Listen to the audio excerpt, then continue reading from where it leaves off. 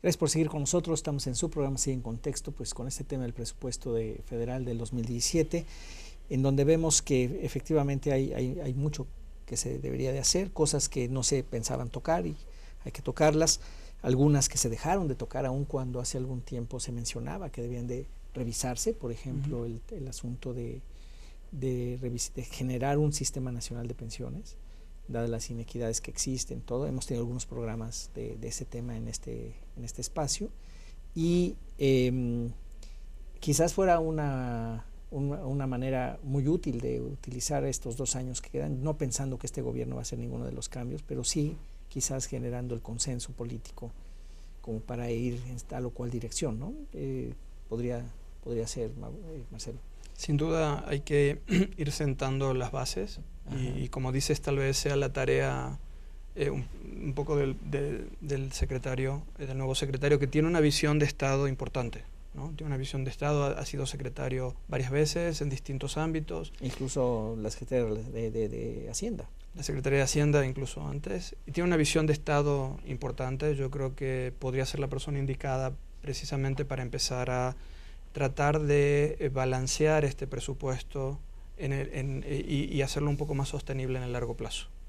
Es decir, la preocupación que mencionábamos de una deriva en ciertos ítems del gasto que no necesariamente son ítems o rubros del gasto que van a generar crecimiento económico en el futuro, más bien pareciera que son rubros de gasto que generan dependencia, ¿no? Nos volvemos dependientes de ese gasto y perdemos el control de él en lugar de tener pues algunas poleas y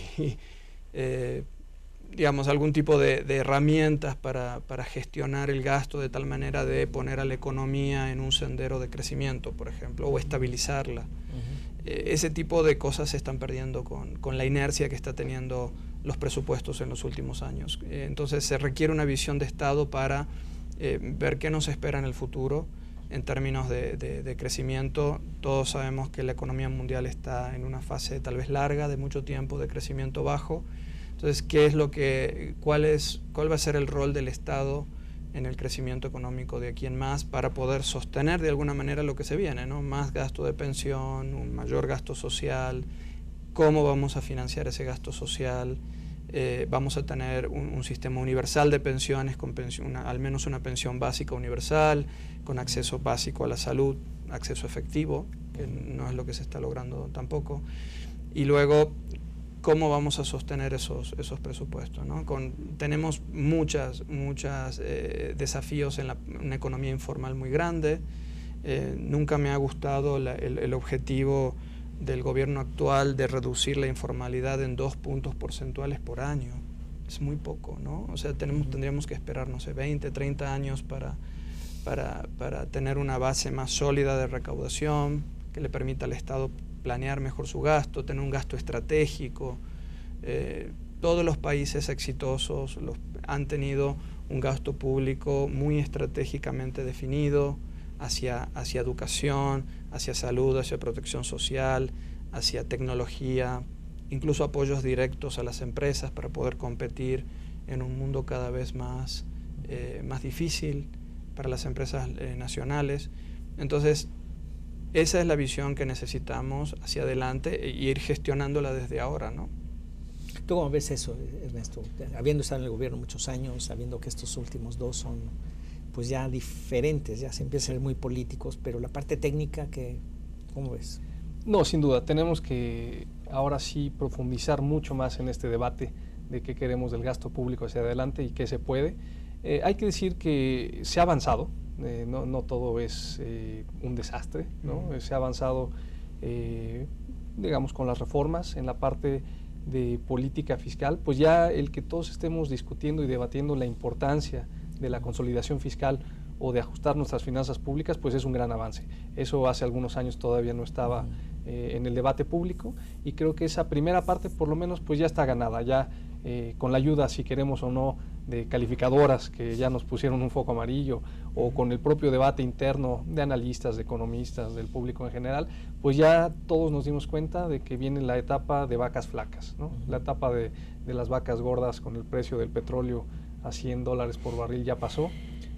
Lo que hicimos ahí, para bien o para mal, pues ya quedó en el pasado, ¿no? El mucho poco ahorro que logramos en esos momentos, pero ahora vienen años difíciles hacia adelante, no queda la menor duda, por el entorno internacional que platicábamos, por la propia situación política que viene hacia adelante en México complicada, y ahora pues ya sabemos que necesitamos un presupuesto más austero, y entonces tenemos que pensar ahora y debatir los detalles, ¿no? Tenemos que pensar en mayor eficiencia del gasto, en los indicadores, que hay toda una batería poco conocida a veces de presupuesto por resultados, de indicadores de productividad del sector público, ahora sí tomarlos más en serio, y de que vamos a saber que hacia adelante pues vienen etapas de restricción presupuestal y que tenemos que hacer lo mejor que podamos con los pocos recursos que tenemos. Ahí se antoja que uno de los temas centrales, volviendo, es el tema del federalismo, donde la rendición de cuentas a nivel local es tan baja, donde los gobernadores pues tienen prácticamente control sobre sus legislaturas y por lo tanto, y hasta por su poder judicial, y por lo tanto pues no hay manera, ¿no?, de llegarles, y entonces parecería como que ese sigue siendo uno de los temas, una de las piedras en el zapato más importantes, sobre todo que ahora pues sí ejercen una cantidad de gasto muy importante, ¿no? Es un tema importantísimo que va a haber que volver a revisar.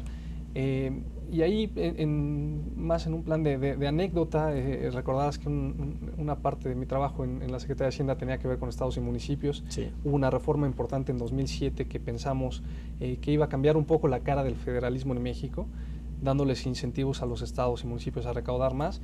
Y hay que decirlo que ahorita, ya 9 años, ¿no?, de esa reforma del federalismo, que fue la última que se hizo, pues seguimos todavía con un diagnóstico muy malo de nuestro federalismo fiscal.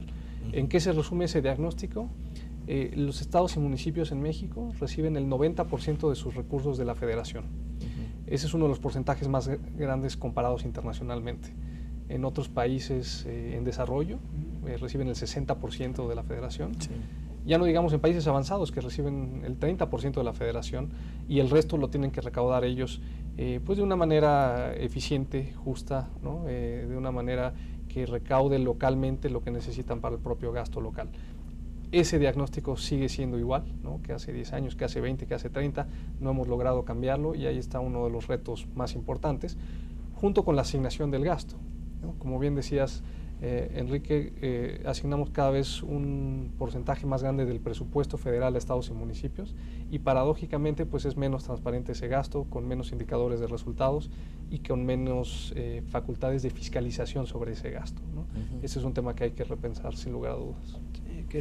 Me gustaría comentar que en una tesis del CIDE que recientemente estuve revisando, un resultado interesantísimo relacionado con las finanzas locales y cómo se financia.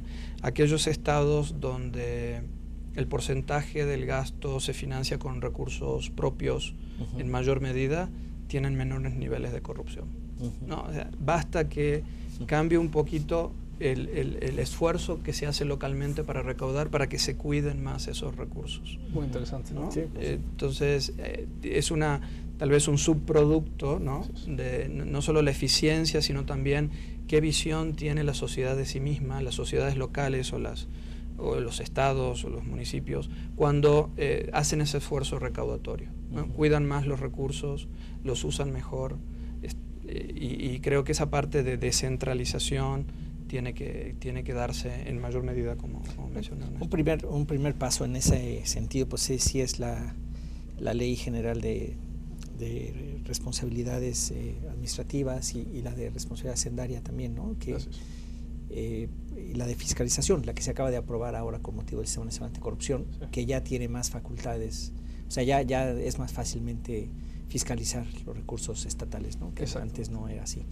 Pero de cualquier manera, pues sí, efectivamente es uno de los temas. Y como estuve, entre más cerca esté el esfuerzo y, pues sí, el que se involucre más también la sociedad, ¿no? En ese sentido.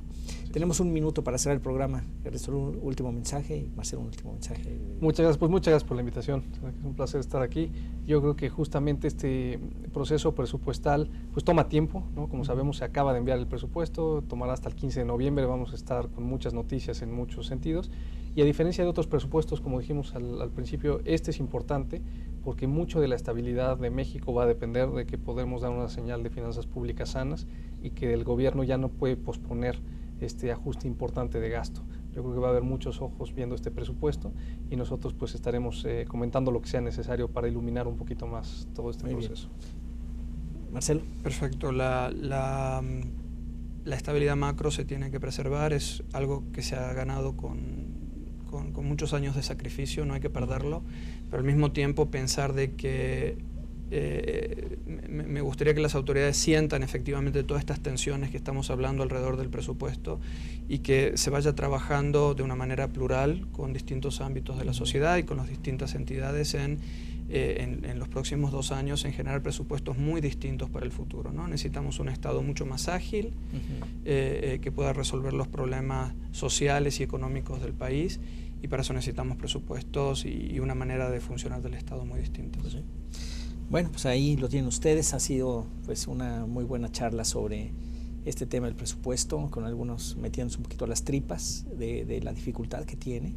Y bueno, yo quisiera agradecerle a Ernesto Revilla y Marcelo de la Jara, muchas gracias por su participación. Y a todos ustedes les esperamos que nos sigan en la próxima edición de Sella en Contexto. Muy buenas noches.